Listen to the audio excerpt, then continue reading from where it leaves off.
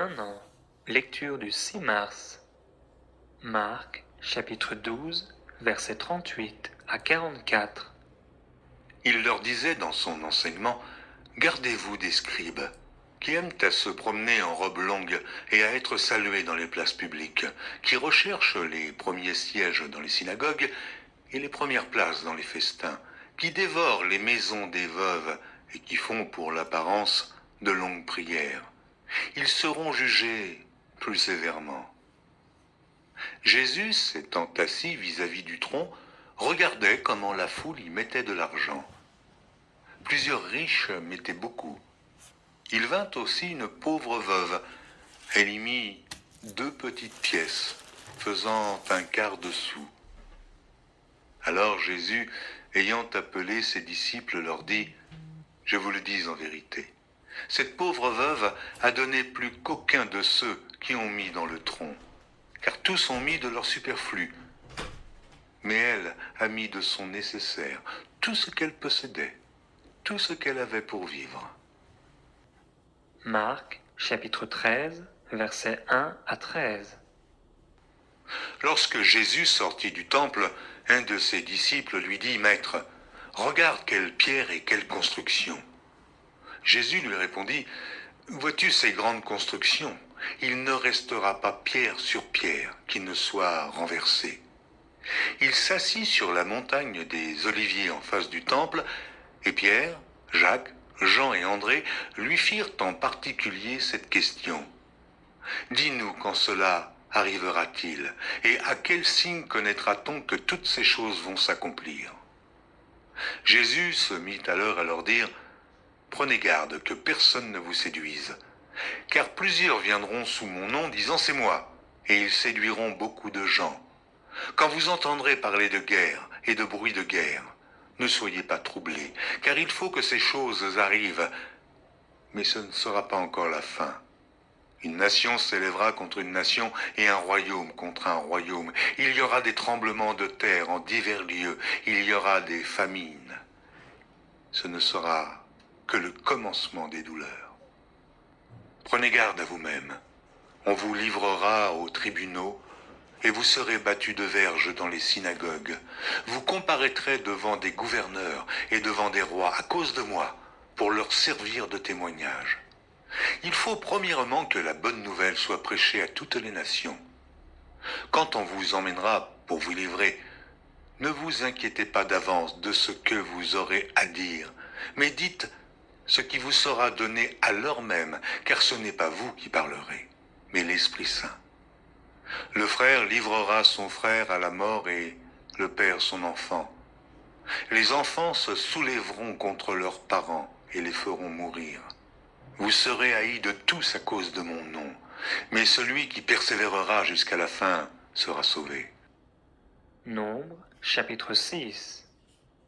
L'Éternel parla à Moïse et dit, « Parle aux enfants d'Israël, et tu leur diras, lorsqu'un homme ou une femme se séparera des autres en faisant vœu de naziréat pour se consacrer à l'Éternel, il s'abstiendra de vin et de boissons enivrantes. Il ne boira ni vinaigre fait avec du vin, ni vinaigre fait avec une boisson enivrante. Il ne boira d'aucune liqueur tirée des raisins, et il ne mangera point de raisins frais ni de raisins secs. Pendant tout le temps de son naziréat, il ne mangera rien de ce qui provient de la vigne, depuis les pépins jusqu'à la peau du raisin. Pendant tout le temps de son naziréat, le rasoir ne passera point sur sa tête, jusqu'à l'accomplissement des jours pour lesquels il s'est consacré à l'Éternel, il sera saint, il laissera croître librement ses cheveux.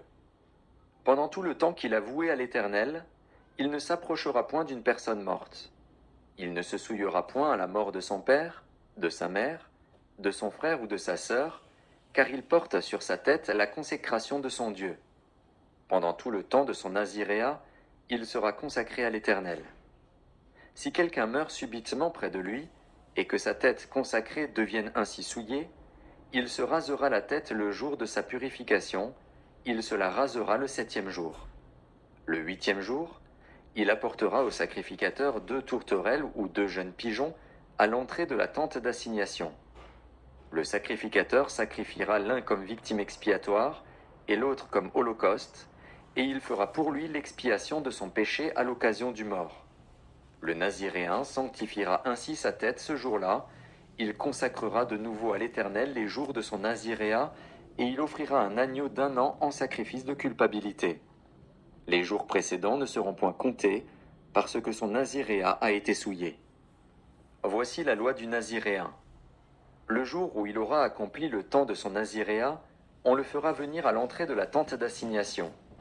Il présentera son offrande à l'Éternel, un agneau d'1 an et sans défaut pour l'holocauste, une brebis d'1 an et sans défaut pour le sacrifice d'expiation, et un bélier sans défaut pour le sacrifice d'action de grâce. Une corbeille de pain sans levain, de gâteaux de fleurs de farine pétris à l'huile, et de galettes sans levain arrosées d'huile, avec l'offrande et la libation ordinaire. Le sacrificateur présentera ces choses devant l'Éternel, et il offrira sa victime expiatoire et son holocauste. Il offrira le bélier en sacrifice d'action de grâce à l'Éternel, outre la corbeille de pain sans levain, avec l'offrande et la libation. Le Naziréen rasera, à l'entrée de la tente d'assignation, sa tête consacrée. Il prendra les cheveux de sa tête consacrée, et il les mettra sur le feu qui est sous le sacrifice d'action de grâce. Le sacrificateur prendra l'épaule cuite du bélier, un gâteau sans levain de la corbeille, et une galette sans levain, et il les posera sur les mains du Naziréen, après qu'il aura rasé sa tête consacrée. Le sacrificateur les agitera de côté et d'autre devant l'Éternel. C'est une chose sainte, qui appartient au sacrificateur, avec la poitrine agitée et l'épaule offerte par élévation. Ensuite, le Naziréen pourra boire du vin. Telle est la loi pour celui qui fait vœu de naziréat. Telle est son offrande à l'Éternel pour son naziréat, outre ce que lui permettront ses ressources. Il accomplira ce qui est ordonné pour le vœu qu'il a fait, selon la loi de son naziréat. L'Éternel parla à Moïse, et dit, « Parle à Aaron et à ses fils, et dis, vous bénirez ainsi les enfants d'Israël, vous leur direz, que l'Éternel te bénisse, et qu'il te garde. Que l'Éternel fasse luire sa face sur toi, et qu'il t'accorde sa grâce. Que l'Éternel tourne sa face vers toi, et qu'il te donne la paix. C'est ainsi qu'ils mettront mon nom sur les enfants d'Israël, et je les bénirai. » Nombre, chapitre 7. Lorsque Moïse eut achevé de dresser le tabernacle, il l'oignit et le sanctifia avec tous ses ustensiles, de même que l'autel avec tous ses ustensiles. Il les oignit et les sanctifia. Alors les princes d'Israël, chefs des maisons de leurs pères, présentèrent leur offrande. C'étaient les princes des tribus, ceux qui avaient présidé au dénombrement. Ils amenèrent leur offrande devant l'Éternel. 6 chars en forme de litière et 12 bœufs, soit 1 char pour 2 princes et 1 bœuf pour chaque prince. Et ils les offrirent devant le tabernacle. L'Éternel parla à Moïse et dit, « Prends de ces choses, afin de les employer pour le service de la tente d'assignation. Tu les donneras aux Lévites, à chacun selon ses fonctions. » Moïse prit les chars et les bœufs, et il les remit aux Lévites. Il donna 2 chars et 4 bœufs aux fils de Gershon, selon leurs fonctions. Il donna 4 chars et 8 bœufs aux fils de Merari, selon leurs fonctions, sous la conduite d'Ithamar, fils du sacrificateur Aaron. Mais il n'en donna point aux fils de Kehat, parce que, selon leurs fonctions, ils devaient porter les choses saintes sur les épaules. Les princes présentèrent leur offrande pour la dédicace de l'autel le jour où on l'oignit. Les princes présentèrent leur offrande devant l'autel. L'Éternel dit à Moïse, « Les princes viendront un à un, et à des jours différents, présenter leur offrande pour la dédicace de l'autel. Celui qui présenta son offrande le premier jour fut Nachshon, fils d'Aminadab, de la tribu de Juda. Il offrit un plat d'argent du poids de 130 cycles, un bassin d'argent de 70 cycles, selon le cycle du sanctuaire, tous 2 pleins de fleurs de farine pétries à l'huile pour l'offrande. Une coupe d'or de 10 cycles, pleine de parfum. Un jeune taureau, un bélier, un agneau d'1 an pour l'holocauste. Un bouc pour le sacrifice d'expiation. Et, pour le sacrifice d'action de grâce, 2 bœufs, 5 béliers, 5 boucs, 5 agneaux d'1 an. Telle fut l'offrande de Nachshon, fils d'Aminadab. Le second jour, Nethanil, fils de Tsuar, prince d'Issachar, présenta son offrande. Il offrit un plat d'argent du poids de 130 cycles, un bassin d'argent de 70 cycles, selon le cycle du sanctuaire, tous deux pleins de fleurs de farine pétries à l'huile pour l'offrande. Une coupe d'or de 10 cycles, pleine de parfums, un jeune taureau, un bélier, un agneau d'1 an pour l'holocauste, un bouc pour le sacrifice d'expiation, et, pour le sacrifice d'action de grâce, 2 bœufs, 5 béliers, 5 boucs, 5 agneaux d'1 an.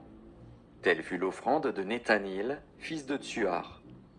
Le 3e jour, le prince des fils de Zabulon, Eliab, fils de Hélon, offrit un plat d'argent du poids de 130 cycles, un bassin d'argent de 70 cycles, selon le cycle du sanctuaire, tous deux pleins de fleurs de farine pétries à l'huile pour l'offrande. Une coupe d'or de 10 cycles, pleine de parfums. Un jeune taureau, un bélier, un agneau d'1 an pour l'holocauste, un bouc pour le sacrifice d'expiation. Et, pour le sacrifice d'action de grâce, 2 bœufs, 5 béliers, 5 boucs, 5 agneaux d'1 an. Telle fut l'offrande d'Eliab, fils de Hélon. Le 4e jour, le prince des fils de Ruben, Élitsur, fils de Chédéur, offrit un plat d'argent du poids de 130 cycles, un bassin d'argent de 70 cycles, selon le cycle du sanctuaire, tous deux pleins de fleurs de farine pétries à l'huile pour l'offrande. Une coupe d'or de 10 cycles, pleine de parfums. Un jeune taureau, un bélier, un agneau d'1 an pour l'holocauste. Un bouc pour le sacrifice d'expiation. Et, pour le sacrifice d'action de grâce, 2 bœufs, 5 béliers, 5 boucs, 5 agneaux d'1 an. Telle fut l'offrande d'Élitsur, fils de Chédéur. Le 5e jour, le prince des fils de Siméon, Shelumiel, fils de Tsurishadaï, offrit un plat d'argent du poids de 130 cycles, un bassin d'argent de 70 cycles, selon le cycle du sanctuaire, tous deux pleins de fleurs de farine pétries à l'huile pour l'offrande. Une coupe d'or de 10 cycles, pleine de parfums. Un jeune taureau, un bélier, un agneau d'1 an pour l'holocauste. Un bouc pour le sacrifice d'expiation. Et, pour le sacrifice d'action de grâce, 2 bœufs, 5 béliers, 5 boucs, 5 agneaux d'1 an. Telle fut l'offrande de Shelumiel, fils de Tsurishadaï. Le 6e jour, le prince des fils de Gad, Eliasaph, fils de Déuel, offrit un plat d'argent du poids de 130 cycles, un bassin d'argent de 70 cycles, selon le cycle du sanctuaire, tous deux pleins de fleurs de farine pétries à l'huile pour l'offrande. Une coupe d'or de 10 cycles, pleine de parfums. Un jeune taureau, un bélier, un agneau d'1 an pour l'holocauste, un bouc pour le sacrifice d'expiation. Et, pour le sacrifice d'action de grâce, 2 bœufs, 5 béliers, 5 boucs, 5 agneaux d'1 an, telle fut l'offrande d'Eliasaph, fils de Déuel. Le 7e jour, le prince des fils d'Éphraïm, Élishama, fils d'Ammiud, offrit un plat d'argent du poids de 130 cycles, un bassin d'argent de 70 cycles, selon le cycle du sanctuaire, tous deux pleins de fleurs de farine pétries à l'huile pour l'offrande. Une coupe d'or de 10 cycles, pleine de parfums. Un jeune taureau, un bélier, un agneau d'1 an pour l'holocauste, un bouc pour le sacrifice d'expiation. Et, pour le sacrifice d'action de grâce, 2 bœufs, 5 béliers, 5 boucs, 5 agneaux d'1 an. Telle fut l'offrande d'Élishama, fils d'Ammiud. Le 8e jour, le prince des fils de Manassé, Gamliel, fils de Pédatchur, offrit un plat d'argent du poids de 130 cycles, un bassin d'argent de 70 cycles, selon le cycle du sanctuaire, tous deux pleins de fleurs de farine pétries à l'huile pour l'offrande. Une coupe d'or de 10 cycles, pleine de parfums. Un jeune taureau, un bélier, un agneau d'1 an pour l'holocauste. Un bouc pour le sacrifice d'expiation. Et, pour le sacrifice d'action de grâce, 2 bœufs, 5 béliers, 5 boucs, 5 agneaux d'1 an. Telle fut l'offrande de Gamliel, fils de Pédatchur. Le 9e jour, le prince des fils de Benjamin, Abidan, fils de Guidéoni, offrit un plat d'argent du poids de 130 cycles, un bassin d'argent de 70 cycles, selon le cycle du sanctuaire, tous deux pleins de fleurs de farine pétries à l'huile pour l'offrande, une coupe d'or de 10 cycles, pleine de parfums, un jeune taureau, un bélier, un agneau d'1 an pour l'holocauste, un bouc pour le sacrifice d'expiation, et, pour le sacrifice d'action de grâce, 2 bœufs, 5 béliers, 5 boucs, 5 agneaux d'1 an. Telle fut l'offrande d'Abidan, fils de Guidéoni. Le 10e jour, le prince des fils de Dan, Ahiézer, fils d'Amishadaï, offrit un plat d'argent du poids de 130 cycles, un bassin d'argent de 70 cycles, selon le cycle du sanctuaire, tous deux pleins de fleurs de farine pétries à l'huile pour l'offrande, une coupe d'or de 10 cycles, pleine de parfums, un jeune taureau, un bélier, un agneau d'1 an pour l'holocauste, un bouc pour le sacrifice d'expiation, et, pour le sacrifice d'action de grâce, 2 bœufs, 5 béliers, 5 boucs, 5 agneaux d'1 an. Telle fut l'offrande d'Ahiézer, fils d'Amishadaï. Le 11e jour, le prince des fils d'Azer, Pagiel, fils d'Ocran, offrit un plat d'argent du poids de 130 cycles, un bassin d'argent de 70 cycles, selon le cycle du sanctuaire, tous deux pleins de fleurs de farine pétries à l'huile pour l'offrande, une coupe d'or de 10 cycles, pleine de parfums, un jeune taureau, un bélier, un agneau d'1 an pour l'holocauste, un bouc pour le sacrifice d'expiation, et, pour le sacrifice d'action de grâce, 2 bœufs, 5 béliers, 5 boucs, 5 agneaux d'1 an. Telle fut l'offrande de Pagiel, fils d'Ocran. Le 12e jour, le prince des fils de Nephtali, Ahira, fils d'Enan, offrit un plat d'argent du poids de 130 cycles, un bassin d'argent de 70 cycles selon le cycle du sanctuaire, tous deux pleins de fleurs de farine pétries à l'huile pour l'offrande, une coupe d'or de 10 cycles pleine de parfums, un jeune taureau, un bélier, un agneau d'1 an pour l'holocauste, un bouc pour le sacrifice d'expiation, et, pour le sacrifice d'action de grâce, 2 bœufs, 5 béliers, 5 boucs, 5 agneaux d'1 an. Telle fut l'offrande d'Ahira, fils d'Enan. Tels furent les dons des princes d'Israël pour la dédicace de l'autel, le jour où on l'oignit. 12 plats d'argent, 12 bassins d'argent, 12 coupes d'or. Chaque plat d'argent pesait 130 cycles, et chaque bassin 70, ce qui fit pour l'argent de ces ustensiles un total de 2400 cycles, selon le cycle du sanctuaire. Les 12 coupes d'or pleines de parfums, à 10 cycles la coupe, selon le cycle du sanctuaire, firent pour l'or des coupes un total de 120 cycles. Total des animaux pour l'holocauste, 12 taureaux, 12 béliers, 12 agneaux d'1 an, avec les offrandes ordinaires, 12 boucs pour le sacrifice d'expiation. Total des animaux pour le sacrifice d'action de grâce, 24 bœufs, 60 béliers, 60 boucs, 60 agneaux d'1 an. Tels furent les dons pour la dédicace de l'autel, après qu'on l'eut oint. Lorsque Moïse entrait dans la tente d'assignation pour parler avec l'Éternel, il entendait la voix qui lui parlait du haut du propitiatoire placé sur l'arche du témoignage, entre les 2 chérubins. Et il parlait avec l'Éternel. Psaume chapitre 49.